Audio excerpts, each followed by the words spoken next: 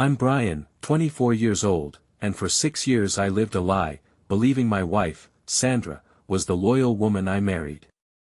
That delusion shattered in a San Francisco military hospital. Fresh from Vietnam, with half an ear and a shattered leg, I expected her embrace. Instead, only my parents were there, their faces grim.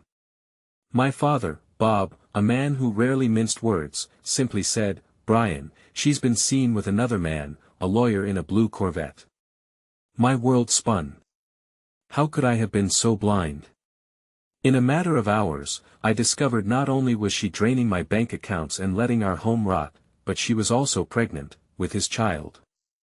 Sandra, the woman I swore to protect, was utterly oblivious to the storm she'd unleashed, probably still planning her next secret rendezvous, a smile on her face. Before I tell you what happened next, please take a moment to like and subscribe, but only if this story resonates with you, and drop a comment telling me where you're watching from and what time it is there. Brian Harkness was always known for his tough attitude. Growing up in a rough Chicago neighborhood, he gained a reputation for his quick temper and ability to stand his ground. Long before joining the Marines, he spent many afternoons proving himself, earning respect and fear from those around him. His teachers called him untamable, and even his father, Bob, an ex-Marine officer who'd served in Korea, wondered if Brian would wind up in prison before he could find any semblance of discipline. And yet Brian surprised them all by channeling that rage and signing up for the Marine Corps Reserve. The moment he turned 18, the discipline steadied him, gave him purpose, and for the first time he felt his anger transform into something lethal but controlled. Then came Sandra.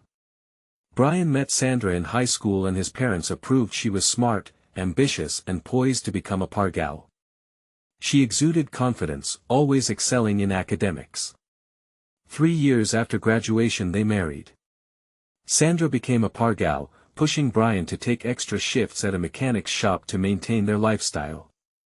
With her legal career and his Marine Reserve pay, they built a stable life, but tension simmered beneath the surface. She insisted Brian do better than the Marine Reserves. She boasted at her law firm that she was going to marry up in the world, that her brawny Marine was going to make them rich, or at least comfortable. Her remarks about real men stung, making Brian feel small. Yet when he confronted her, she'd soothe him with sweet words and seductive charm, keeping him hooked. Everything shattered. In March 1967, when Brian volunteered for Vietnam, his father, a veteran, understood. Sandra raged furious at his decision. That night, she let him have it. "You're going to leave me here in this dull neighborhood while you run off to show off in Indochina." She spat, voice dripping with disdain. "Do you have any idea what that'll do to our finances if you come home in a box or in pieces?" They were in their small living room. When she said it, Brian stared at her from the worn-out sofa, his arms folded. He was bigger than ever now, muscular from relentless physical training, and yet she was the one who towered over him. "In that moment I made a commitment," he growled, "a commitment to the Marine Corps. I can't just stand by.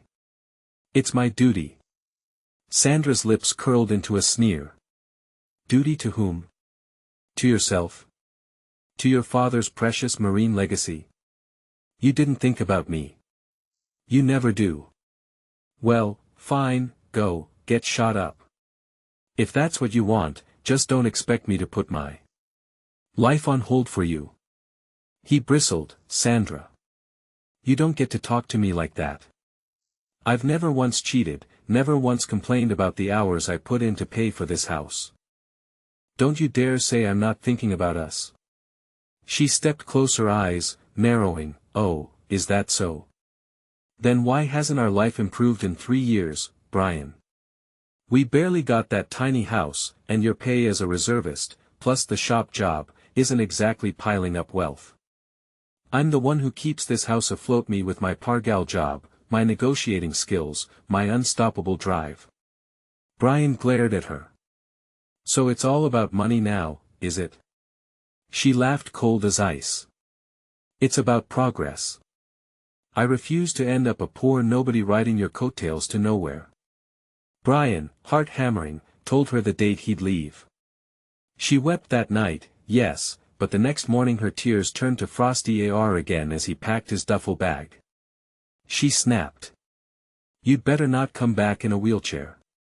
I have no interest in pushing her around." His anger flared. "Sandra, have some humanity, humanity. Look. Who's lecturing me about humanity?" She scoffed, "Going off to a war half the country hates. Don't be surprised if I find someone new while you're over there playing hero." He nearly roared in fury but bit his tongue. They parted. On a sour note, though, the night before he left, she grabbed his Johnson. "This is mine," she said venomously, "don't you dare let some Vietnamese woman near it." "No one but you," he promised.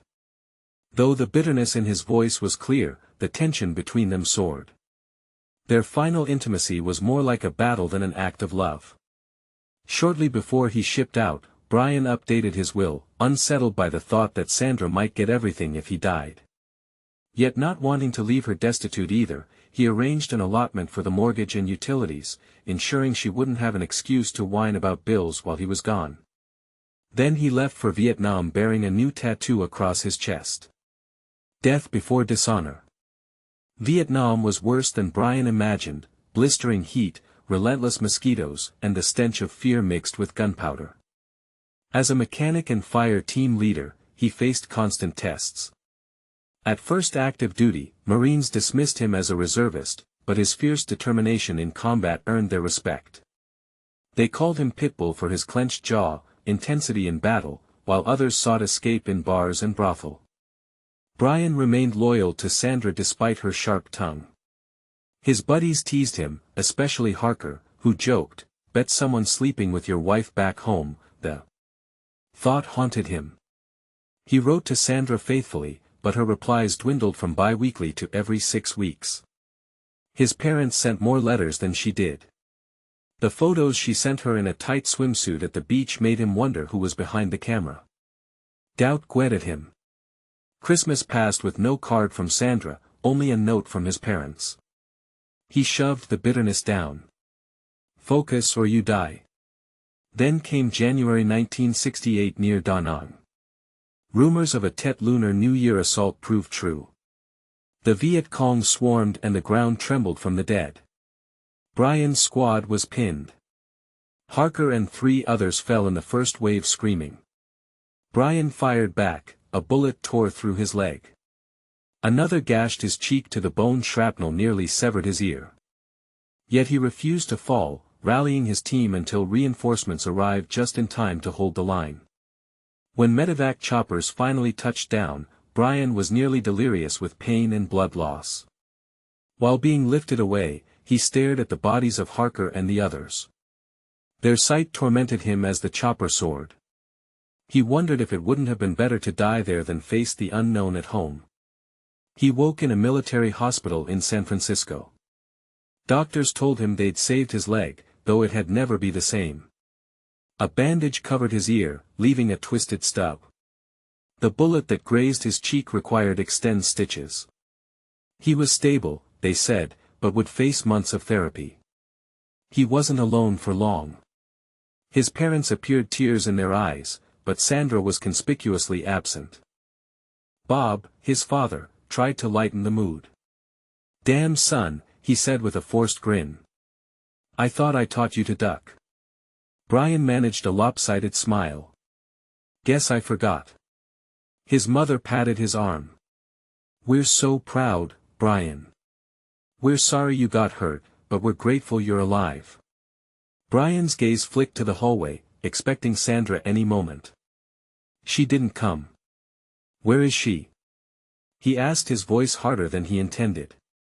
His parents exchanged dark looks. Bob exhaled slowly. "Brian, we don't know she's well. She hasn't been around.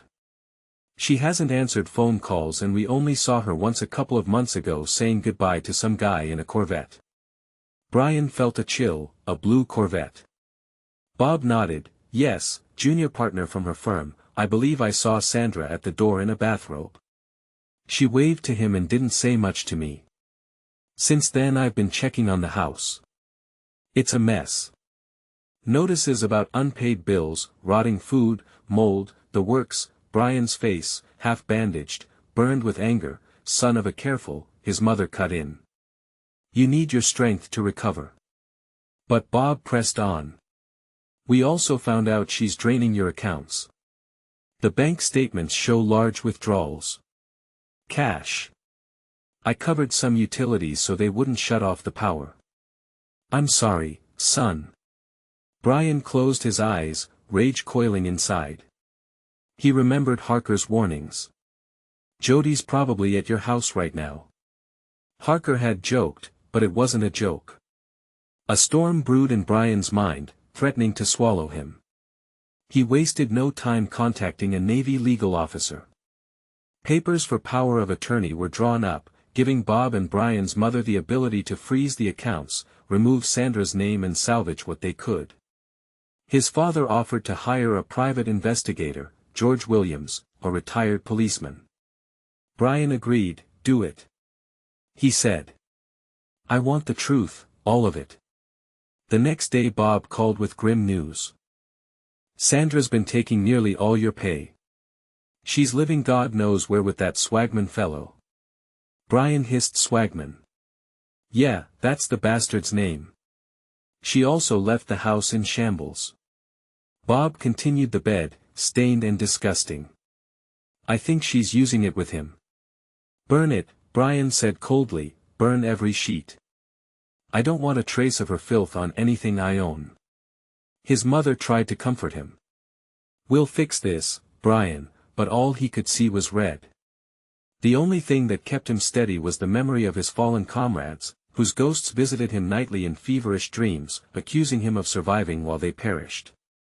2 weeks past the hospital pinned a Purple Heart on Brian, and a Marine officer nominated him for a Silver Star for his valor near Da Nang. But pride eluded him. His mind was consumed with Sandra's betrayal. Nightmares haunted. His sleep cleared for discharge. Doctors warned it could take a year before he walked normally. They gave him a cane and sent him off with forced well wishes.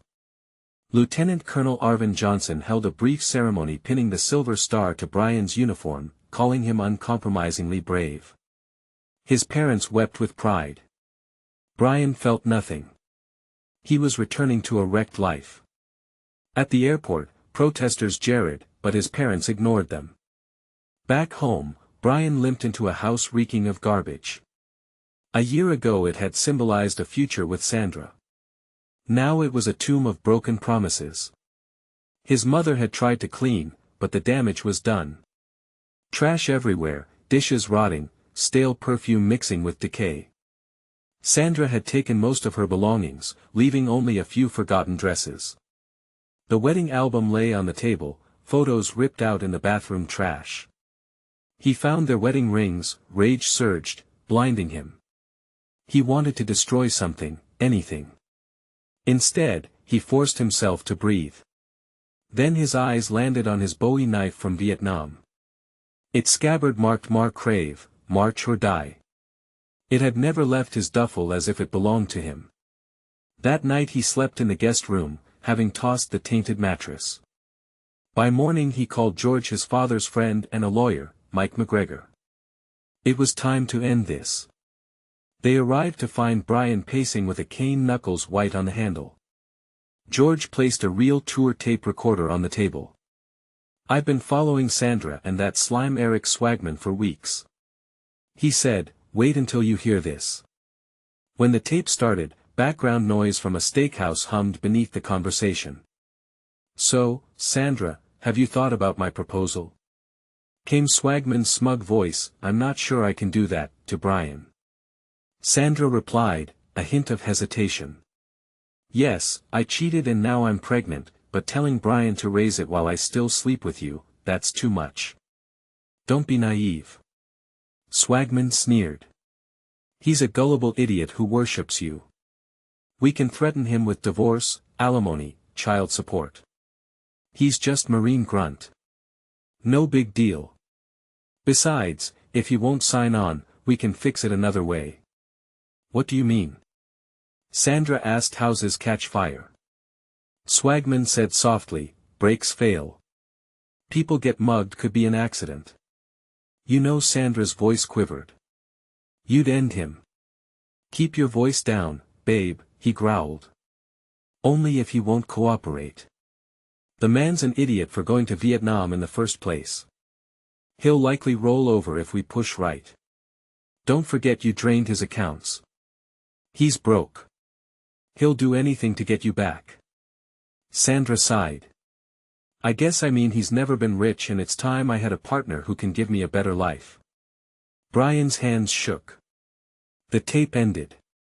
Lawyer Mike McGregor sat back in his chair. That's conspiracy. Possibly attempted murder, theft, you name it. He said. Brian's face hardened. She wants me to raise their bastard child while she sleeps with him in my bed. It gets worse, George said. Rewinding the tape, playing another snippet. What kind of man leaves his wife for a war? Eric chuckled. Sandra laughed. A harsh sound, a fool. If he'd stayed, maybe I'd have stayed loyal. But this is so much more interesting. Eric. Brian's too old-fashioned, too poor. With your drive we can make serious money. Damn straight, Eric said. Anyway, if he gets in our way, we'll take him out. The firm will cover us. They love me and with your legal knowledge we can handle any accidents. George clicked off the recorder, cold fury in his eyes. They think no one can touch them. Brian clenched his jaw so hard his cheek pounded. He forced himself to speak. Mike, I want everything I can get in the divorce. The house is mine, she's not seeing. As sent Mike nodded already filed. We're also suing Swagman for alienation of affection and the might pursue criminal charges. As for Sandra, we're hitting her with adultery and abandonment, plus we're freezing your accounts and removing her name. She can't touch your money again. George took a breath.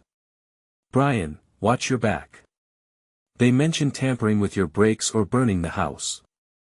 I've got friends in the police who'll keep an eye out but still keep your doors locked. Watch your six. Brian stared at the Bowie knife on the table. Believe me, I'm not letting them take me by surprise. Later that day Brian's phone rang. Sandra's voice clawed him through the receiver. Brian, you're back. Yes, he growled surprise.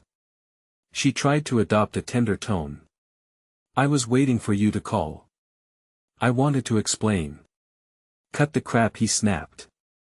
I know about Swagman, the pregnancy, the money you stole. I know you plan to blackmail me into raising his kid. I'm sorry, she whispered. Then her voice sharpened. Wait, who told you that I heard it from the horse's mouth, or the donkey's? In this case, he said, icily, I've got it on tape, Sandra, you and Eric discussing, ending me. She drew in a sharp breath. You can't prove a thing in court. It was just talk. Look, let's be reasonable. We can work this out. You think I'm going to work out sharing you with him? Brian barked. Are you insane? You used to love me. She purred, and I loved you, but you went off to that stupid war. What was I supposed to do? Wait, like a lonely housewife. My life isn't a 1950s postcard, Brian. I have needs. He laughed bitterly, a sound tinged with real hatred. Needs that include draining my accounts. Needs that include hooking up with a weasel who's plotting to kill me. Her arrogance crackled through the phone. Don't pretend you're innocent. You're a killer too, Brian. Don't, Marines kill people. Don't try to play the saint. Brian's knuckles whitened around the receiver. I fought for my country. You screwed me over for greed. She paused, then spat, you're not man enough to understand. Eric is powerful, wealthy, something you'll never be. He's everything you failed to become. Before Brian could unleash a torrent of curses, Eric's voice interrupted, shouting, hang up on him, Sandra, he's worthless. Brian smiled grimly. You both better leer up and Watch your backs, because I'm coming for everything you have. Eric laughed. You can try, soldier boy, I'll bury you alive. You hear me, you're finished. The line clicked. Brian stood there, breath ragged. Eventually, Amelia's presence in his life would shift everything, but at that moment all he could see was revenge. That evening, Brian, seething, limped to his old pickup truck. Ignoring the pain in his leg, he decided to drive to a bar called the Watering Hole, a place he used to frequent. Yet the neighborhood had deteriorated. Dark alleys, suspicious silhouettes, neon lights flickered ominously outside. He parked and made his way in. The stench of cigarette smoke, spilled beer and stale sweat assaulted him. The old faces he once recognized were gone, replaced by rough sorts wearing gang colors. He sat at the bar quietly sipping a beer. His anger hammered away inside his skull, but he tried to drown it with alcohol. Suddenly he heard a muffled scream from outside. Heart pounding, he rushed into a side alley, cane forgotten. There, 5 or 6 men circled a young woman, some brandishing knives. She was pinned against a grimy wall, tears streaking her face. Help, she gasped. Brian's fury flared. Combined with a shred of protective instinct left over from war, he drew the Bowie knife from under his jacket. Let her go. He roared. One of the men turned, eyes narrowed. Back off. Old soldier, or I'll cut you up. Brian pressed forward, letting the soldier in him take control. The thug lunged. Brian dodged, slashed the man's wrist, sending the switchblade clattering. The others advanced. But a couple, seeing Brian's half-scarred face and savage eyes, backed away. 2 remained brandishing weapons. Brian blocked a strike, slicing open a man's forearm. Another hammered him from behind with a piece of wood. Brian staggered but whirled, ramming his elbow into the attacker's gut. Police sirens wailed just as the men scattered. The woman collapsed sobbing. Brian felt blood trickle down his face. His stitches reopened. Cops arrived in time to cuff a couple of the injured gang members. One officer recognized Brian for crying out loud, Harkness. Didn't George warn you about this area? Brian shrugged, panting. I faced worse. The woman, trembling, thanked him repeatedly. I'm Amelia, you saved my life. She looked at his wounds, eyes wide with concern. You're bleeding. He shrugged again, trying to play it off. I've had worse injuries. When the ambulance arrived, the paramedics patched Brian's reopened stitches. The police let him go with a warning to stay away from trouble. Amelia, still shaking, said she had nowhere to go. She'd been living in her car after fleeing an abusive boyfriend. Come on. Brian said quietly, I have a spare room, if you don't mind the mess. She stared at him, uncertain. I can't impose. He insisted, something in her eyes. The innocence perhaps cut through his rage. She was raw, alone, and looked at him the way no one had in a long time. With genuine gratitude, not calculation, he gave the cops his truck keys so they could drive it home, while Amelia led him to her battered old Dodge Dart. On the ride, she timidly asked, Were you in Vietnam? I saw you on the news. You got a silver star. Yeah, he muttered. Don't remind me. He said nothing about Sandra. He was too raw, too ashamed. His mind buzzed with all he had lost, but he felt something stirring. Maybe saving Amelia was a sign he hadn't lost. All sense of honor quickly became part of Brian's life. She helped clean, cooked simple meals and shared her past, once a secretary now left destitute by tragedy. Yet Brian saw no arrogance, no hidden motives. Within days she was working on his truck with ease, wiping grease from her cheek. She said we should replace these spark plugs, unlike Sandra, who had mocked his trade. Amelia embraced it. Then came the call from Mike McGregor. His divorce hearing was set and criminal charges loomed over. Sandra and Swagman, wear your dress. Blues. Mike advised, we want you to look like the Marine hero. Despite his anger, Brian wondered, had Sandra truly planned his murder? The evidence said yes, but he still recalled the girl he once loved. He cleaned his uniform, polished his medals. You look incredible. Amelia whispered, touching his eagle globe and anchor. He forced a smile. I'm still about to face my traitorous wife. She traced his scar. She's the fool. Soon you'll be free. Pulled her close. Thanks for being here. She met his gaze, eyes full of emotion. You saved my life. I owe you everything. He rested his forehead against hers. Just stay. That's all I want. At last, the court date arrived. Brian, rigid in his dress, blues, arrived with Amelia by his side. He moved slowly, leaning on his cane, but the uniform gave him an imposing presence. 14 Marines from his reserve unit flanked him, including Lieutenant Colonel Johnson and Sergeant Ma Roberts, to show support. Brian's parents stood behind him, brimming with stern pride across the aisle. Sandra strutted in, wearing a tight, fitting dress that showed her pregnant belly, accompanied by Eric Swagman in an expensive suit. Sandra's eyes widened upon seeing Brian's battered face and half-missing ear, in stark contrast to the polished uniform. She whispered something to Eric, who snickered. Brian settled into his seat beside Mike McGregor, who was busily organizing legal documents. The gavel banged and the judge, a gray-haired man with sharp eyes, asked everyone to rise, then sit. The proceedings began. Mike systematically laid out the evidence: Sandra's abandonment, her draining of accounts, the taped confession of potential murder, Eric's role in corrupting the marriage. The judge's eyebrows rose repeatedly. When Sandra's turn came, she put on a performance. Your Honor, she said, voice laced with faux remorse. I never wanted to hurt Brian, but he left me in dire financial straits. My job alone couldn't cover everything. Eric merely helped me.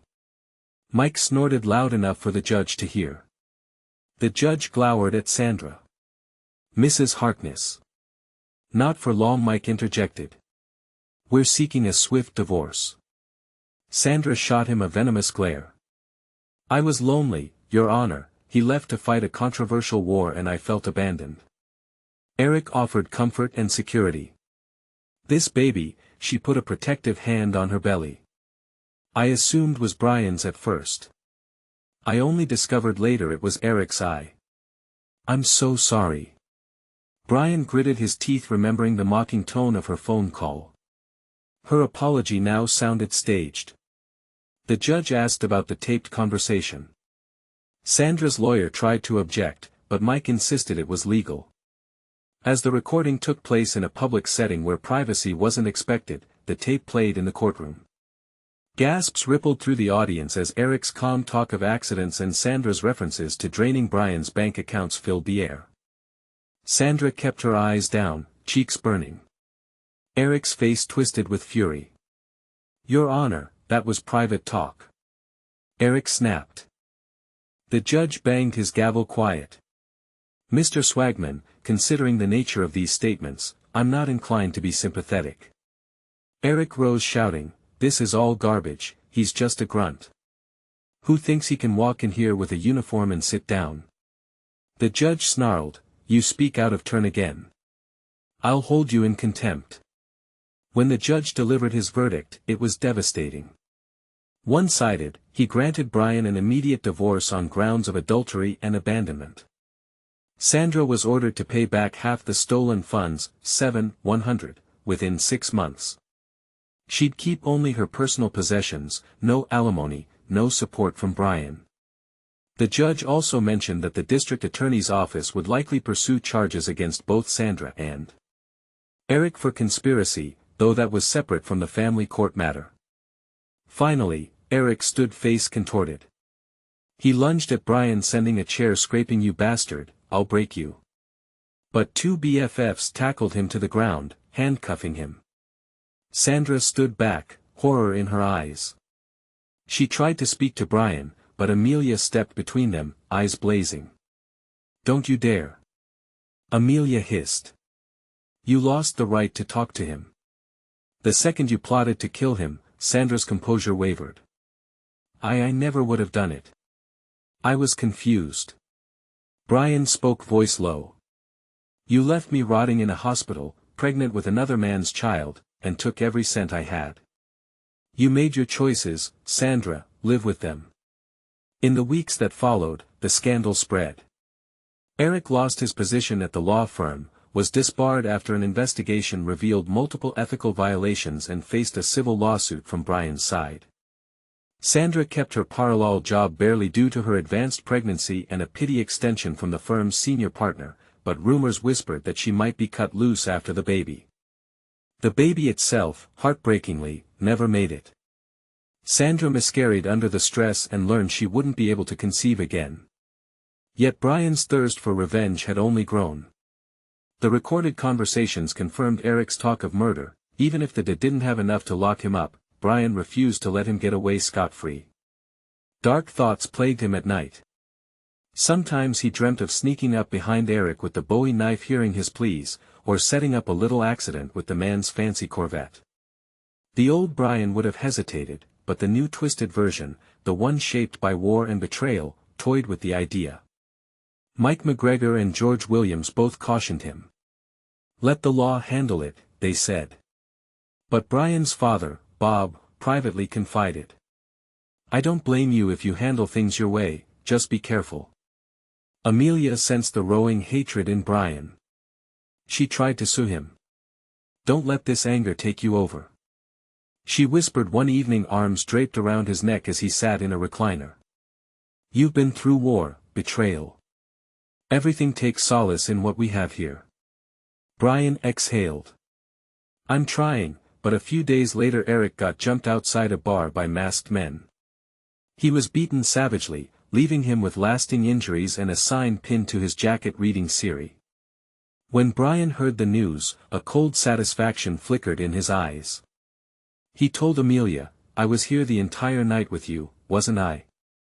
She looked at him, heart pounding, uncertain. Eric spent weeks recovering, flinching at shadows. His money drained from fighting lawsuits and paying hush money. He tried to appeal. The disbarment lost and eventually got tangled in legal fees that swallowed most of his assets. Rumor had it he was living in a shabby motel. Then, a few weeks later, he was found hanged in a storage unit. The cops ruled it a self-ending. Several insisted there was no sign of foul play. Others whispered that the angle of the rope looked suspicious. But the matter soon went cold. When the news reached Brian, he stood silent for a moment, then scoffed, good riddance. He felt a strange emptiness, as if a chapter had ended but left no triumph, only more ghosts. Sandra's collapse was more prolonged. Shunned at work, riddled with guilt, she lived alone in a tiny apartment. She tried once to beg Brian's forgiveness. Calling him at odd hours, he answered late one night. Voice, groggy, Sandra, a bitter laugh. You still remember my name? I see. He tensed. What do you want? She was drunk, slurring. I lost everything. Brian, the baby, my job prospects, Eric's gone, they tell me at the firm. I might be let go soon. I just wanted to say sorry. His jaw tightened, a little late for that. You always were so dramatic. She sneered. Then the venom in her voice faded. I did love you once, Brian, didn't I? He said nothing, tears burning his eyes. Then Amelia walked into the room wearing one of his old t-shirts and pressed a hand to his shoulder. He hung up without a word. The phone rang again, but they ignored it. Shortly afterward Sandra died in a sudden car accident. Police suspected she fell asleep at the wheel. Brian found himself numb. At her funeral he attended with Amelia and his parents out of a sense of final respect for the past. In the coffin, Sandra looked small, the arrogance gone from her pale features. Brian thought he might feel some sense of triumph, but all he felt was emptiness. Brian's life finally found stability. The lawsuits ended, granting him significant damages. Wilkins welcomed him back at the shop, doubled his pay and later, in 1980, left Brian the entire business. Amelia kept her promise, becoming a permanent part of his life. A month after his divorce he proposed, she accepted, eyes shining. Their wedding was a proud Marine affair complete with a sword ceremony. Over time, his nightmares of Vietnam and Sandra faded. He stayed in the reserves, rising to Master Gunnery Sergeant before retiring in 1992. He and Amelia had 2 sons who grew up working in the shop, which flourished under Brian's leadership. Yet on quiet nights, ghosts lingered. Sitting on his porch with whiskey in hand, he stared at his Bowie knife memories, flashing Dang the Alley, beating Sandra's betrayal, Eric's threats.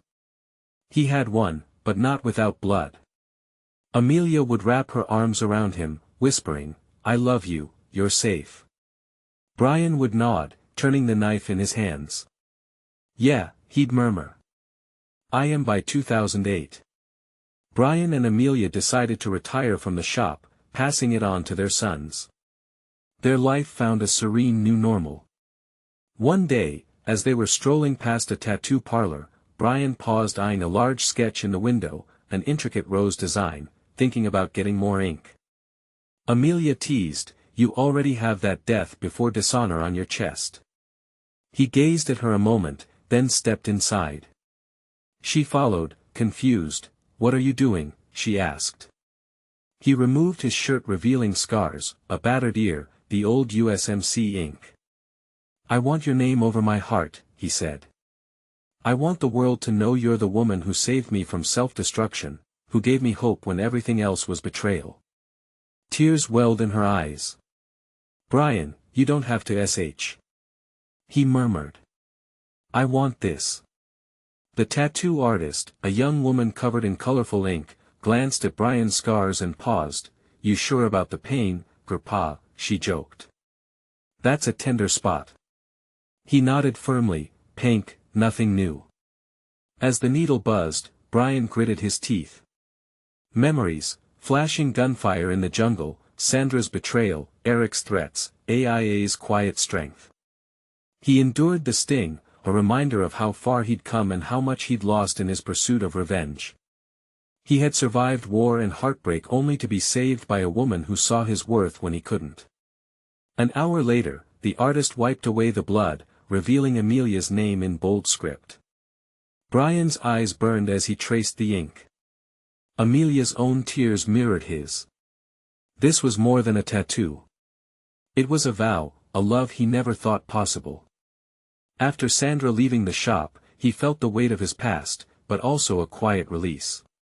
He had fought with fists, bullets and vengeance. Now, at last, he could rest with the woman who had shown him that, even after the worst betrayals, love could still break through.